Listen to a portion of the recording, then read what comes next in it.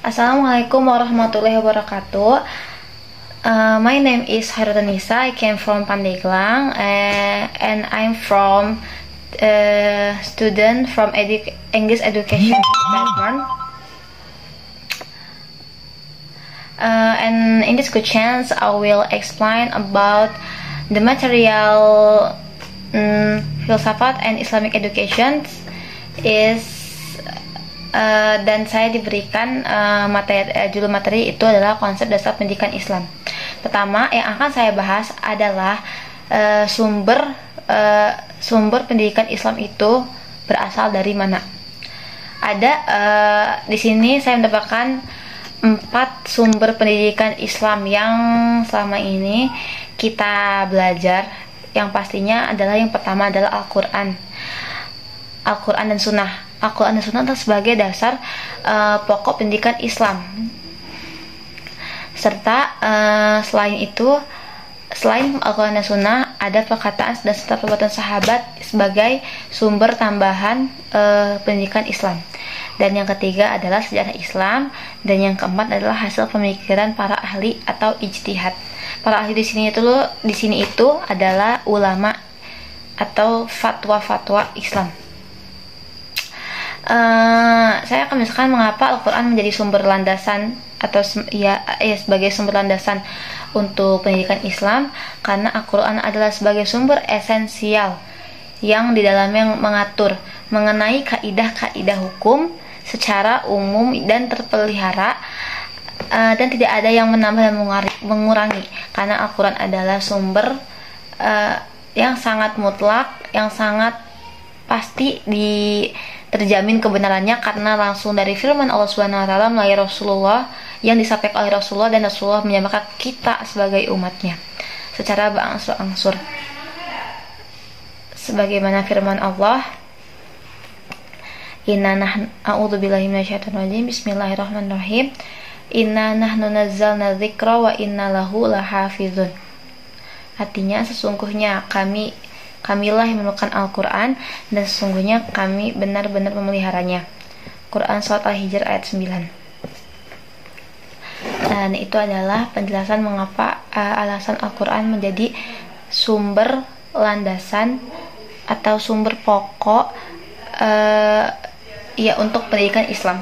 Selanjutnya setelah Al-Quran adalah As-Sunnah. Mengapa As-Sunnah menjadi sumber landasan pendidikan Islam? Karena As-Sunnah diartikan sebagai utfa atau perkataan perbuatan takrir, yaitu adalah ketetapan Nabi Muhammad, yaitu Rasulullah Shallallahu Alaihi Wasallam.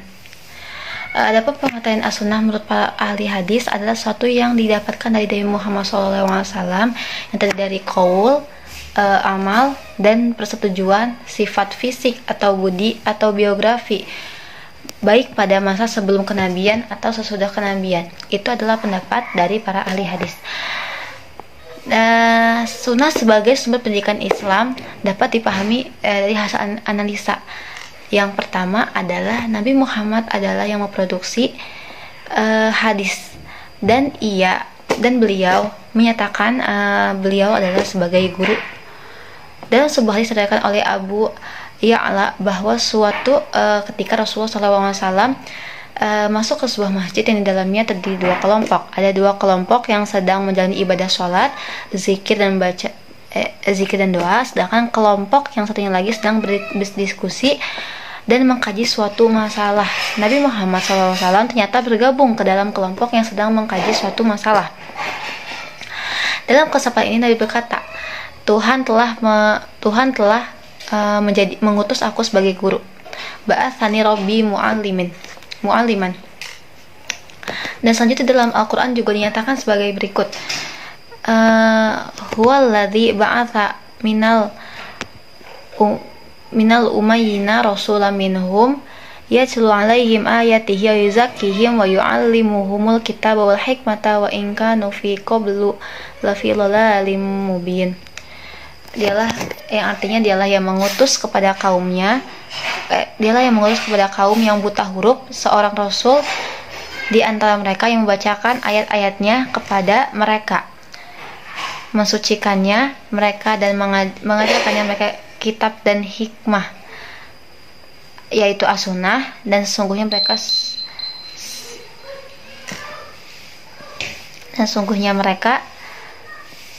mengajarkan kitab, dan sungguhnya mereka sebelumnya benar-benar dalam kesucian yang nyata. Quran Surat Al-Baqarah ayat Al-Jumu'ah ayat 2.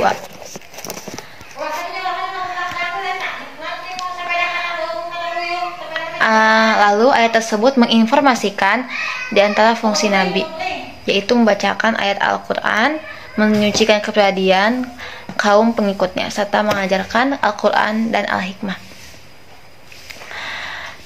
Serta Rasulullah pun Rasulullah menguasai beberapa kompetisi pengetahuan yang mendalam dan luas dalam ilmu agama. Selain ilmu agama, adapun ilmu psikologi, sosial, ekonomi, politik, hukum, dan budaya, melainkan kompetisi kepribadian terpuji. Kompetisi keterampilan mengajar, teaching skill, dan mendidik yang prima, serta kompetensi sosial. Hal ini menunjukkan bahwa Nabi seorang pendidik yang profesional. Maka itu Rasulullah mengklaim dirinya adalah seorang utusan dan yang dijadikan sebagai guru untuk umatnya. Ketiga, ketika Muhammad SAW berada di Mekah, pernah menyelenggarakan pendidikan di Darul Arqam dan di tempat-tempat lain secara tertutup. Ketika berada di Mekah, pernah menyelenggarakan pendidikan di sebuah tempat khusus pada bagian masjid yang dikenal sebagai nama Sufah. Usaha tersebut menunjukkan bahwa Nabi SAW adalah sebagai pendidik dan mencintai pendidikan. Maka itu, mengapa as-sunnah menjadi sumber landasan pendidikan agama Islam. Dan keempat adalah sejarah mencatat bahwa Nabi Muhammad SAW sebagai Nabi yang sebagai Nabi yang paling berhasil dalam menaklukkan kafir Quraisy, dan paling berhasil dalam mengemban risalah dari Allah Subhanahu wa taala untuk menyempurnakan perilaku serta ajaran agama Islam pada masa kenabian. Dan kelima adalah di dalam teks atau hadis Nabi Muhammad SAW dapat dijumpai isyarat yang berkaitannya dengan pendidikan dan pengajaran. Misalnya hadis Nabi Muhammad SAW yang mewajibkan kepada setiap laki-laki muslim dan perempuan muslimah untuk menuntut ilmu setinggi-tingginya dan tidak dalam waktu yang tertentu. Tidak dalam waktu yang tertentu atau dari buayan hingga liang lahat. Itu kelima analisis tersebut dapat menguatkan bahwa Rasulullah SAW adalah Rasul dan utusan yang mencintai pendidikan dan bahkan mewajibkan umat-umatnya untuk menuntut ilmu. Maka dari itu as-sunnah sebagai sumber landasan pendidikan Islam. Selanjutnya selain as-sunnah sebagai dasar pokok pendidikan Islam, yaitu adalah perkataan, sikap, dan perbuatan para sahabat, karena setelah Rasulullah wafat digantikan oleh masa Khulafaur Rasyidin. Jadi perkataan, sikap, dan perbuatan para sahabat juga sebagai dasar pendidikan Islam tambahan. Selain itu adalah sejarah Islam.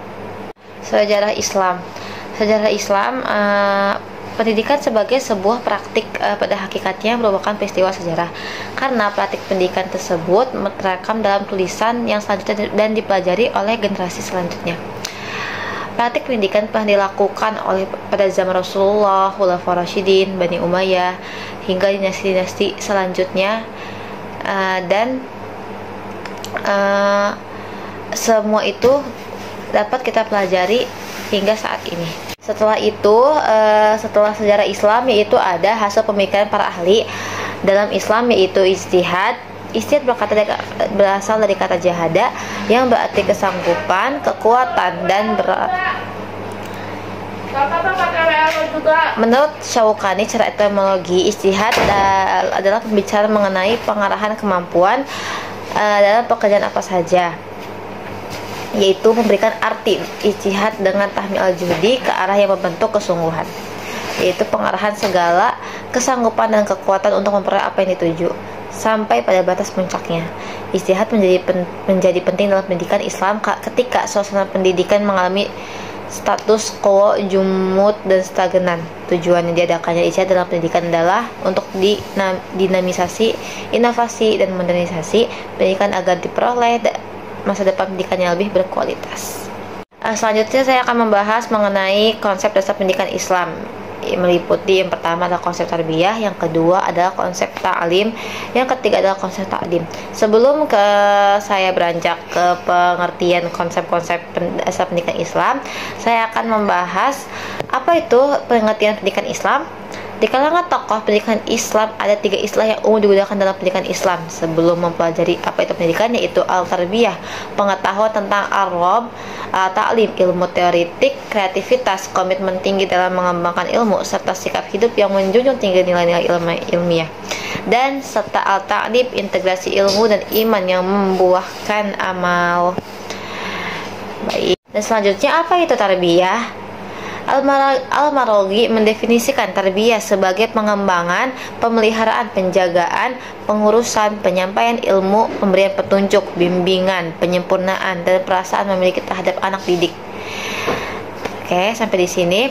Dalam statusnya sebagai khalifah berarti manusia hidup di alam mendapat kuasa dari Allah untuk mewakili dan sekaligus sebagai pelaksana dari peran dan fungsi Allah di alam. Istilah kata tarbiyah tersendiri dari kata bahasa Arab yaitu robba yurobbi, menjadi tarbiyah yang mengandung arti memelihara, membesarkan, dan mendidik. Dan tetapi sebagai khalifah Allah, maka manusia mempunyai tugas untuk mengolah, memelihara, dan melestarikan alam dan lingkungan. Seperti pada surat Asy-Syu'ara ayat 18 dan Al-Isra ayat 24 yang berbunyi, A'udzubillahi minasyaitonir rajim, Bismillahirrahmanirrahim. Qala alam nurabbika fina walida walabista fina min umurika sinin. Artinya, berkata Fir'aun, bukankah kami telah mengasuh mendidikmu dalam keluarga kami semenjak kamu kecil dan menghabiskan beberapa tahun dari umurmu. Quran surat Asy-Syu'ara ayat 18. Selain itu, Al-Isra ayat 24 yang berbunyi, A'udzubillahi minasyaitonir rajim, Bismillahirrahmanirrahim. Wa fit lahuma janahadzulli mir rahmatika wa qur rabbi yarhamhuma kama rabbayani shaghira. Yang berartinya, ya Tuhan, kasihanilah orang tua sebagaimana kedua telah menyayangiku semenjak kecil. Al-Isra ayat 24. Itu adalah penjelasan apa itu tarbiyah secara menurut Al-Maraghi dan secara etimologi, secara terminologi. Sekarang saya akan membahas tentang apa itu ta'lim. Istilah ta'lim secara etimologi, ta'lim berkonotasi pembelajaran, yaitu semacam proses transfer ilmu pengetahuan. Adapun proses pembelajaran ta'lim secara simbolis dinyatakan dalam informasi Al-Quran ketika penciptaan Adam alaihissalam oleh Allah Subhanahu wa Ta'ala. Adam menerima pemahaman tentang konsep ilmu pengetahuan langsung dari penciptanya. Proses pembelajaran ini disajikan dengan menggunakan konsep ta'lim yang sekaligus menjelaskan hubungan antara pengetahuan Adam alaihissalam dengan Tuhannya. Selanjutnya adalah apa itu ta'dib? Menurut al-atas, istilah yang paling tepat untuk menunjukkan pendidikan Islam adalah al-ta'dib. Konsep ini didasarkan pada hadis Nabi yang artinya, Tuhan telah mendidikku, maka ia sempurnakanlah pendidikanku. Hadis riwayat Al-Ashqari dari Ali radhiyallahu anhu. Ta'dib berarti pengenalan dan pengetahuan secara berangsur-angsur ditanamkan ke dalam diri manusia, yaitu peserta didik terutama tentang tempat-tempat yang tepat dari segala satu di dalam tatanan penciptaan. Selanjutnya Abdurrahman Al-Bani misalnya menyimpulkan dari ketiga kata bahasa tersebut, yaitu tarbiyah, ta'lim, dan ta'dib, adalah pertama, ada 4 unsur yang yang berkesinambungan dengan tiga konsep tadi yang saya jelaskan. Yang pertama adalah menjaga dan memelihara fitrah anak menjelang dewasa, yaitu maksudnya baligh. Dua, mengembangkan seluruh potensi. Ketiga, mengarahkan seluruh fitrah dan potensi menuju kesempurnaan. Dan keempat, melaksanakannya secara bertahap. Azra memandang ketiga istilah di atas mengandung makna yang sangat mendalam tentang manusia dan masyarakat serta lingkungan dalam hubungannya dengan Tuhan melalui pendidikan. Setelah itu, tadi adalah 4 unsur. Sekarang adalah sumber pendidikan Islam memiliki fungsi yang sangat penting dan strategis. Fungsi tersebut antara lain: 1. Mengarahkan tujuan pendidikan Islam yang ingin dicapai. Tentunya semua pendidik ingin tujuannya itu tercapai dan tersampaikan oleh peserta didik. Dan kedua, membingkai seluruh kurikulum yang dilakukannya dalam proses belajar mengajar yang di dalamnya termasuk materi, metode, media sarana dan evaluasi. Ketiga, menjadi standar dan tolak ukur dalam evaluasi. Apakah kegiatan pendidikan telah mencapai dan sesuai dengan apa yang diinginkan dan apa yang ini tujukan? Setelah itu ada, menurut Abidin Ibnu Ruslan, ada beberapa nilai fundamental dalam sumber pokok ajaran Islam yang harus dijadikan dasar bagi pendidikan Islam, yaitu akidah. Ya, semua akidah adalah iman, kepercayaan, tauhid. Yang kedua adalah akhlak, perilaku atau etika. Yang ketiga, penghargaan kepada akal. Sebagaimana kita telah diberi akal oleh Allah Subhanahu wa taala, maka akal itu harus dipakai sebaik-baiknya. Dan keempat, kemanusiaan. Kelima, keseimbangan. Keenam, rahmat bagi seluruh alam, yaitu rahmatan lil alamin. Selanjutnya saya akan menjelaskan kesimpulan dari materi ini, konsep dasar pendidikan Islam. Pendidikan memiliki peranan yang sangat penting, bahkan paling penting dalam mengembangkan Islam. Dalam mencapai kejayaan umat Islam tidak akan tercapai kecuali dengan pendidikan Islam. Pengertian pendidikan Islam secara etimologis maupun terminologis, penggunaan term tarbiyah, taklim, dan ta'dib pada prinsipnya sama, yaitu digunakan untuk menjelaskan suatu proses dalam menumbuhkan dan mengembangkan seluruh potensi manusia ke arah kematangannya, baik fisik, akal maupun rohani. Sumber pendidikan Islam adalah Al-Quran, sunnah, perkataan, sikap para sahabat, filsuf, dan ijtihad. Adapun perlunya ijtihad digunakan karena semakin banyaknya permasalahan yang berkembang sekarang ini dalam bidang pendidikan, serta diperlukannya pemikiran-pemikiran baru yang berhubungan dengan kemajuan ilmu, pengetahuan, dan teknologi. Tujuan utama pendidikan Islam tidak terlepas dari tujuan hidup manusia dalam Islam, yaitu untuk menciptakan pribadi-pribadi yang unggul, bertakwa, beriman kepada Allah Subhanahu wa taala, serta dapat mencapai kehidupan yang berbahagia di dunia dan akhirat. Baik, hanya itu yang saya sampaikan, semoga bermanfaat. Kurang lebihnya mohon maaf. Thank you. I'm from Hartanisa from class TBIE. That's all from me. Wassalamualaikum warahmatullahi wabarakatuh.